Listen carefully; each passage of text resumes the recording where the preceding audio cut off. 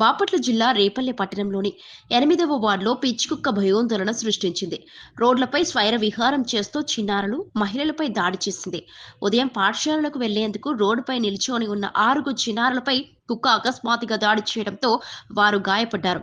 అదే సమయంలో మరో మహిళ, ఒక వ్యక్తి కూడా కుక్క దాడిలో గాయాల పాలయ్యారు. ఈ ఘటనను గమనించే కుటుంబ సభ్యులు వెంటనే గాయపడిన చిన్నారులు సమీప ప్రభుత్వ ఆసుపత్రికి తరలించారు. ఆసుపత్రిలో చిన్నారులకు వైద్యులు మెరుగైన చికిత్స అందిస్తున్నారు. గాయపడిన వారి పరిస్థితి నిలకడగా ఉందని వైద్యులు చెప్పారు.